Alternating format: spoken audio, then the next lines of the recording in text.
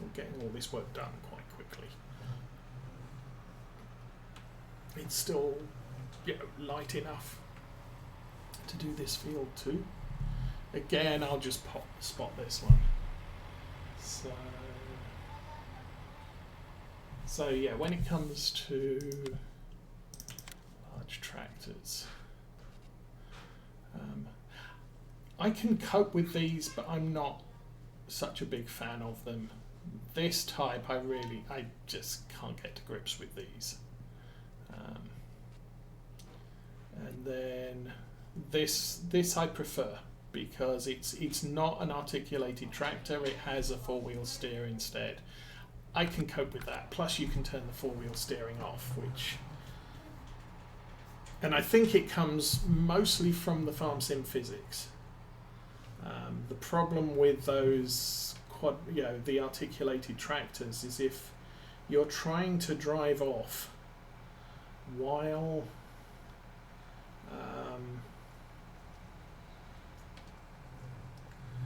you're turning,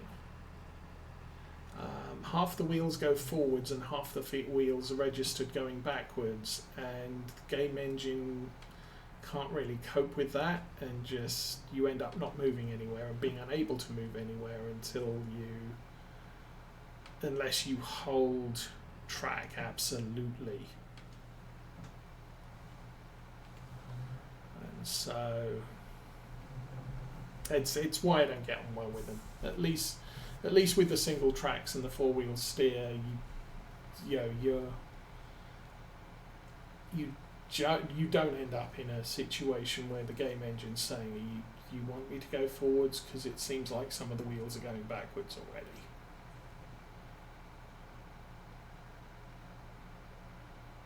And that could be part of my control interface as well, using a steering wheel. And trying to hold something absolute, and it's not that accurate. Anyway, that's just me.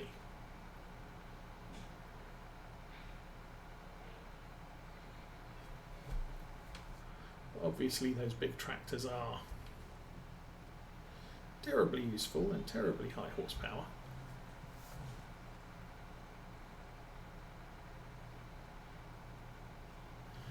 This field is just covered in weeds. And I think these are weeds from spring last year.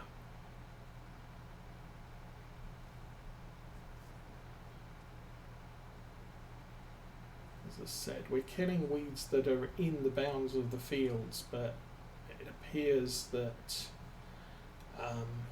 with seasons,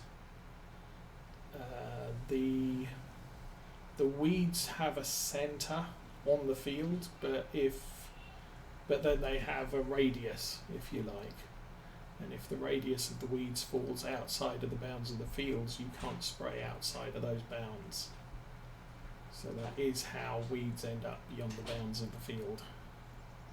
And you end up not being able to do anything about it. We might have to go and get the Fent. Because we've been chewing through this quite quickly. Although that said, we've got a good number of fields done. We just have our sunflower fields left to do. We can't do those until they actually start growing. What's the ground temps at? Ground temps are down to 4 degrees, good grief.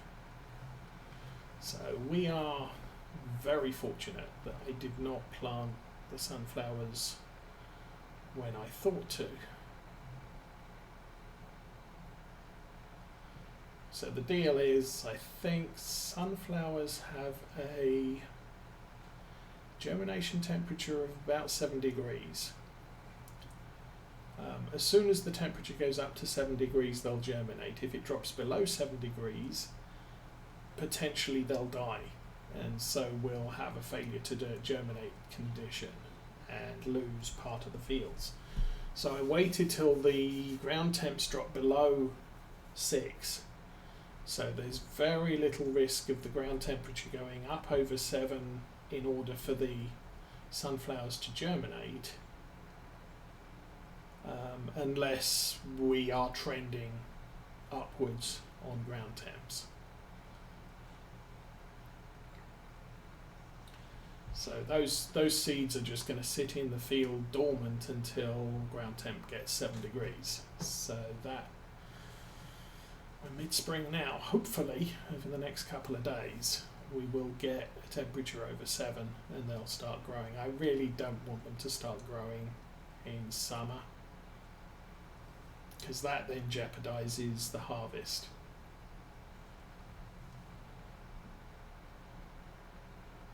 Now, for all the rest of our fields, we can't get that bit. For all the rest of our fields, I think my plan is we'll harvest them, we'll plant oilseed radish, and then we will, as we go, and then we'll wait until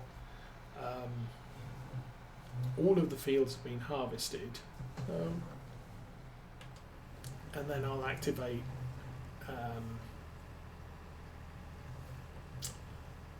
precision farming. And as soon as we've got precision farming running, we'll be able to start working on the pH and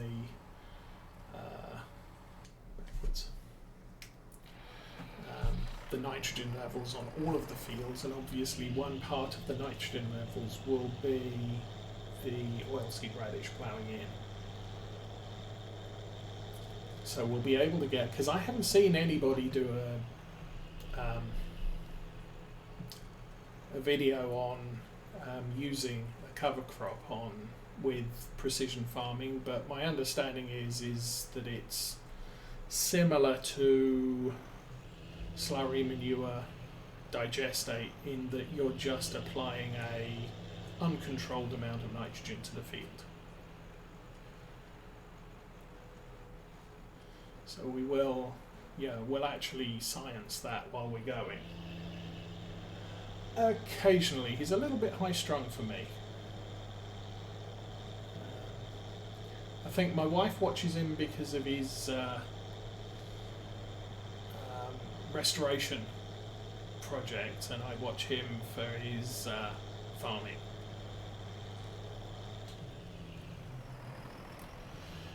So yeah, my consideration is I'm going to have to raise that. Come on. Why is that not raising? There we go. Okay.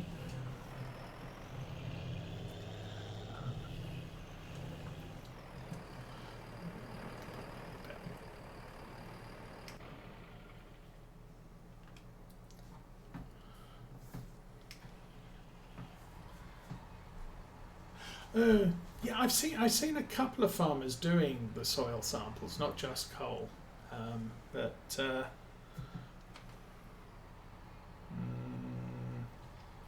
push the right button. There we go.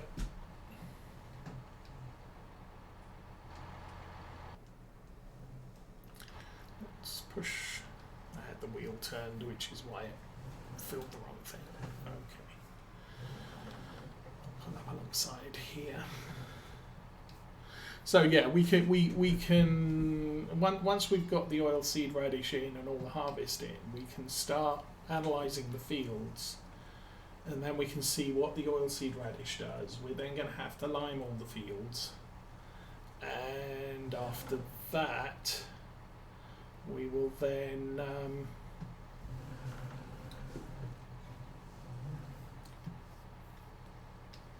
see what's left to do. But I'm fairly certain that our fertilizer usage is going to go way down. There we go. And that's going to save us a lot of money. With the grass fields, we'll probably end up using a lot of the digestate on the grass fields, at least once a year, as I call it, a gross infusion of nitrogen, and then we'll worry about fine applications between times. But it should mean that we can come out and spray a grass field for close to ideal levels of nitrogen, and then in the second growth stage we'll be able to come out and actually spray herbicide. So it should make things easier, it should make things cheaper. I'm not sure it's going to it's entirely going to benefit the yields, because the best yields you get with precision farming is 125. Theoretically, with 3 stages of fertilizer plus lime, plus no penalty for not ploughing and no penalty for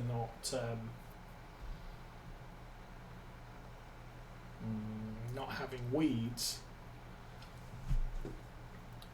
you can actually achieve a base yield in seasons of 200%. So our farm income might go down over the course of the year. Year on year comparisons. But we'll see. Using less liquid and solid. I also understand that planters with fertilizer also benefit from metered applications of fertilizer.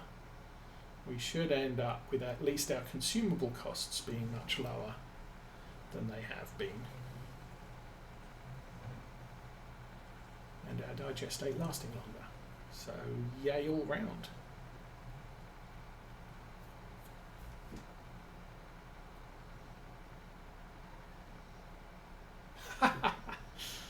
Oh, there was someone else who noted something like that.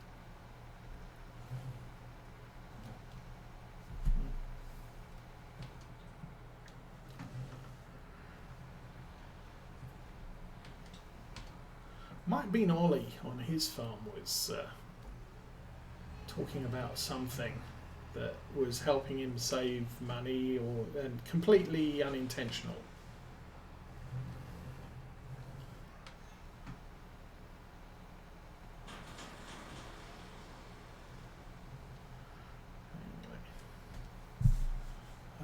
Looks like a small patch of weed over there.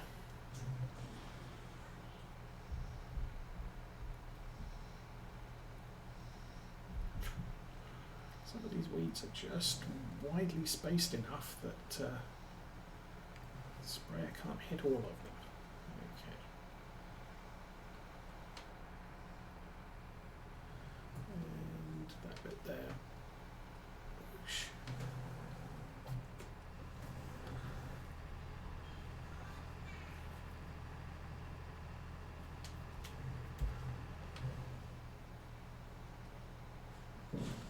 So I think once I've done this field, I'll probably top up the sprayer. We can take the Fendt back up to the farm when we're done. Don't know. We've still got good light. 7 o'clock. It's amazing what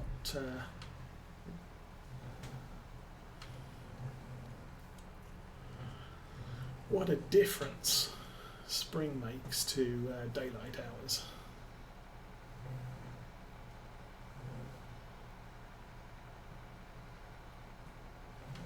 Okay, patch there. Whoosh. A couple of patches up here. Oh, a lot of patches up here.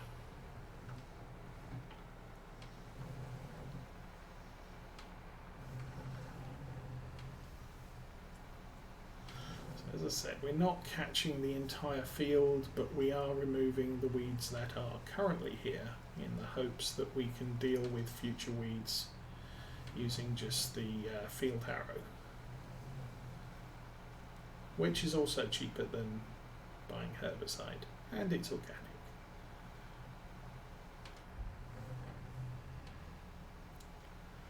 But we really have to be on the ball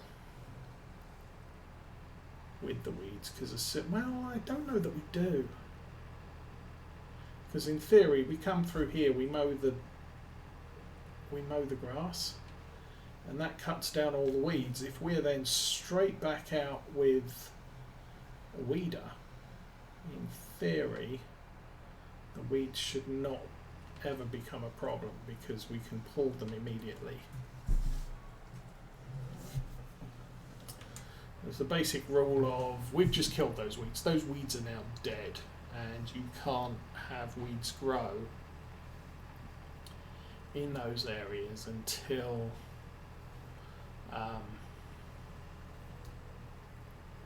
I can't do that field. What am I thinking?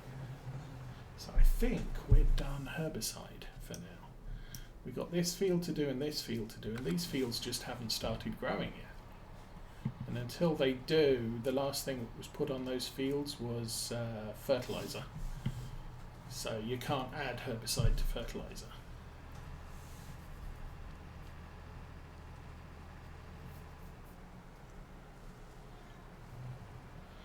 So we can run this whole kit back up to the yard. We can use up the end of that barrel, why not? Where's the thing? Where's the thing?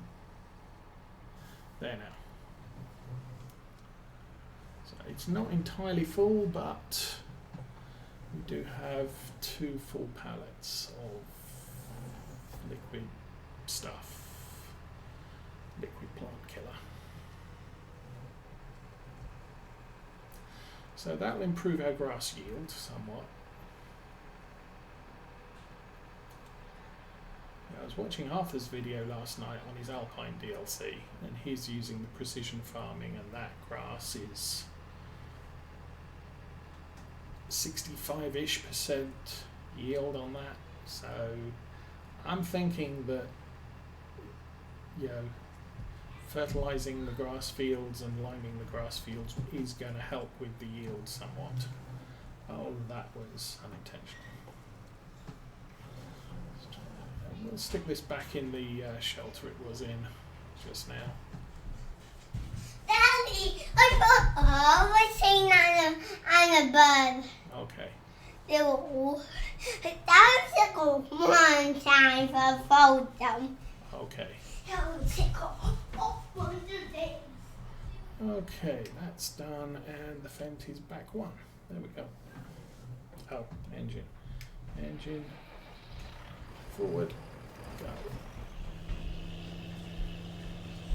So I still might try and landscape a little dirt track between here and the next field over. Probably do that off camera.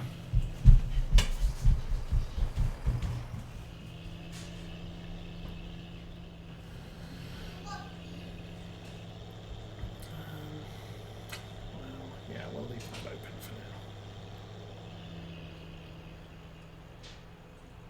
I should probably close it because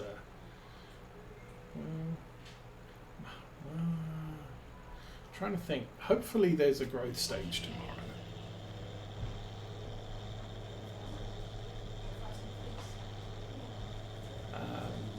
Which will allow us to put the last stage of fertilizer on the sugar beet field up there. And possibly the barley, I think we've got in the lower field.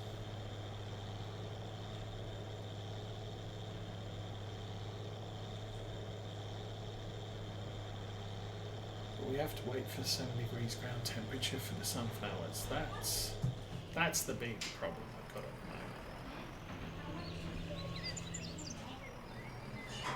the moment. Okay, we can this here. Take the straps off. Don't want to detach that tool, I want to detach that one. There we go.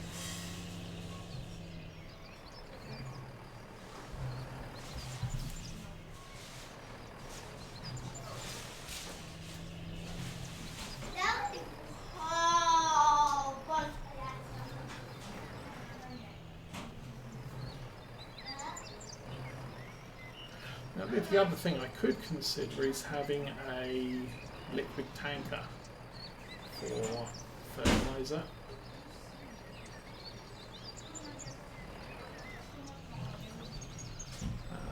But I'm not entirely sure about that right now. I could. I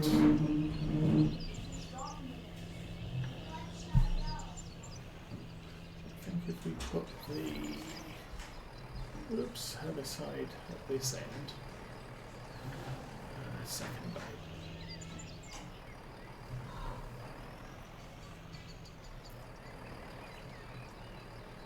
Or not. Okay, fine.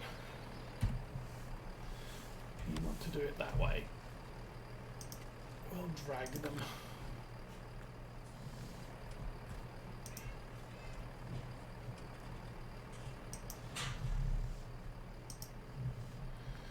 So yeah, the trick is don't keep your liquid fertilizer next to your herbicide, and don't keep your solid fertilizer next to your lime, because if you drive up with a liquid spray, a liquid sprayer, and the herbicide and that's a problem. The herbicide and fertilizer are next to each other, then you're taking your chances as to which one gets loaded. Daddy, need to tell you something. What do you need to tell me? When I got back in the room, because you had to put everything on my bed, because you're gonna move like the heavy stuff first. Yeah. And it sounds so empty in there. Yeah. Really empty. Yes. I have a plan that I'm gonna try to put the bed where both sides can have a nightstand. So yeah, that's what I'm gonna do. Okay. And you know that when you walk in my room, there's like this thingy where it goes. This is like the closet right here. Yeah. There's a plug-in switch right on that wall when you walk in. I'm planning on putting the lamp there. Okay, make sure it can't get hit by the door, because the last thing you need is someone pushing the door open and smashing a lamp.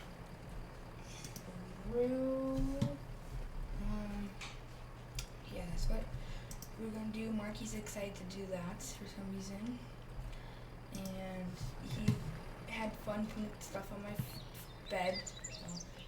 But I said, I was like, after we're done, and I like the way it is, we have to take everything off my bed and put it back. Whoa! Wonder where that went. Over there. Why did it go in the air? I don't know. Farm sim physics is fun. Well, that's what we're doing, and it's actually going pretty good. It's going as planned. Okay. Until something breaks. Yeah. And it's not as planned. Okay, come on, B. Bailey I got her some cereal because she was hungry. Okay. Her some breakfast.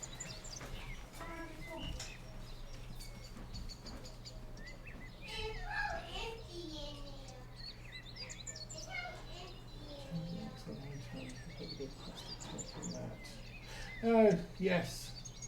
Yeah, I've seen, people with a flatbed, and they'll put a couple of sort of old railway sleepers and then strap a tank to the back of it.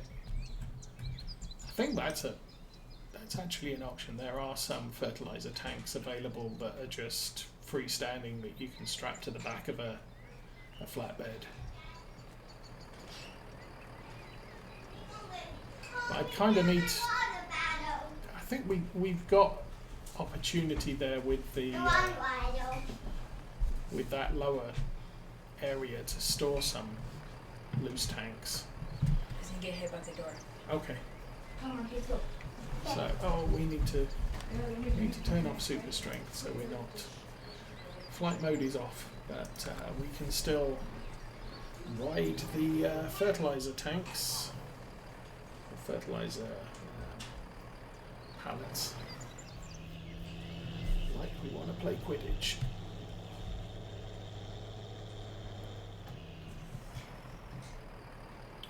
And still not. Okay.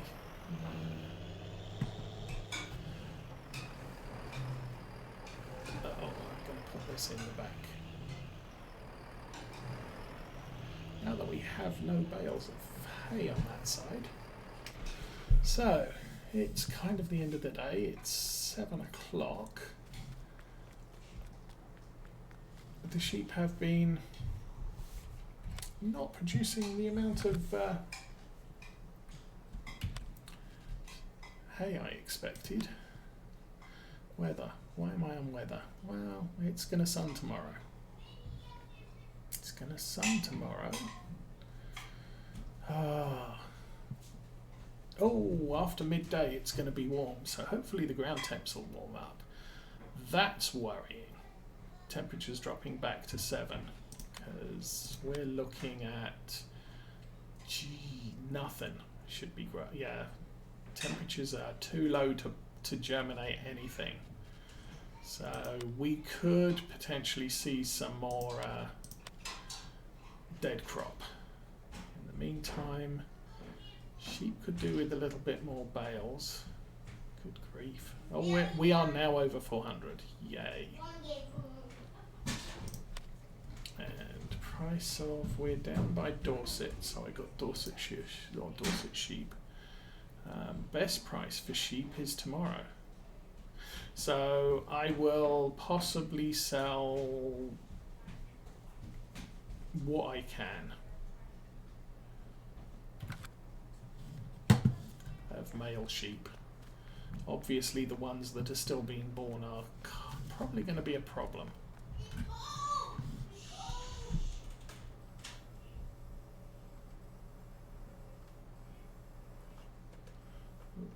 Scrape the front loader on the ground, why don't we?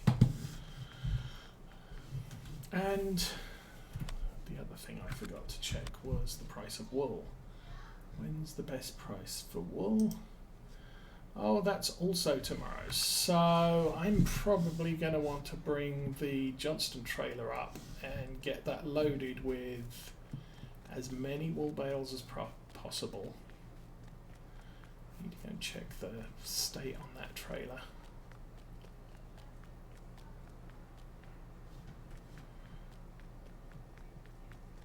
Don't even know where I hid it. It's not there. Oh, there it is. So we need to take the cattle thing off. I actually watched Ollie this week removing the cattle thing. He's got a couple of stands that go through there and you turn them upwards to raise that off the back, and then you just drive the trailer out and it's no longer an animal trailer. Although that's kind of a 6 of one, of half a dozen of the other, because I think I'm going to want to sell some of my male sheep tomorrow. So what I don't want to end up with is feeding them for the next 9 months and them not producing anything. So let's step up time a little bit and we can feed the dog. Hey doggy, I saw you were here. Where did you go? Oh, hi. Good dog.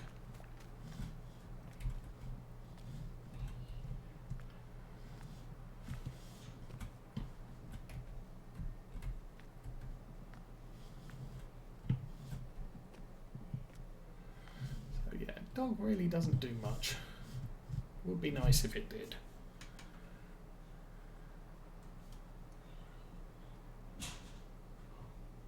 Being able to walk into a field of sheep with the dog and having the dog do a sheep herding thing for you.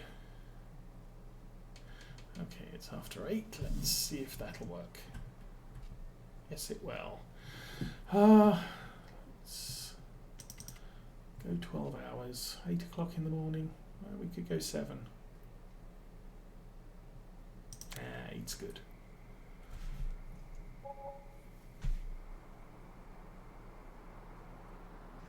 So we're still losing 500 a day on the loan interest.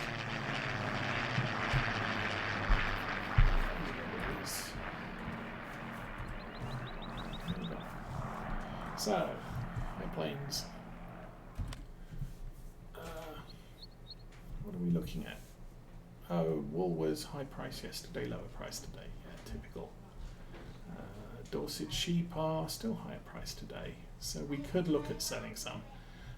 I've got nothing else to sell. We're now up to 410 sheep. Food, they need... Okay, now we need the full pallet. Cleanliness, water. And let's go have a look at... bales of wool. Okay, I do not have a message saying that's full, but it can't be long until we do see one, so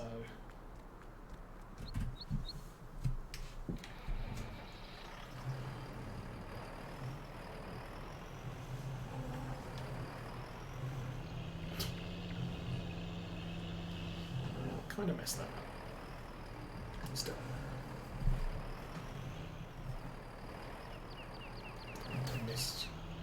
Missed the go forwards button. Okay, here we go.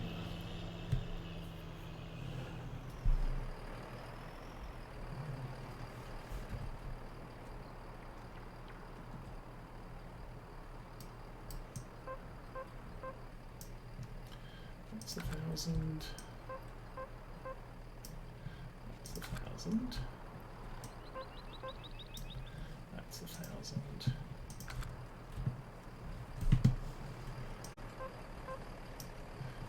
Oh, there was. Those are all full. Okay. There's a partial one off to the side there that I haven't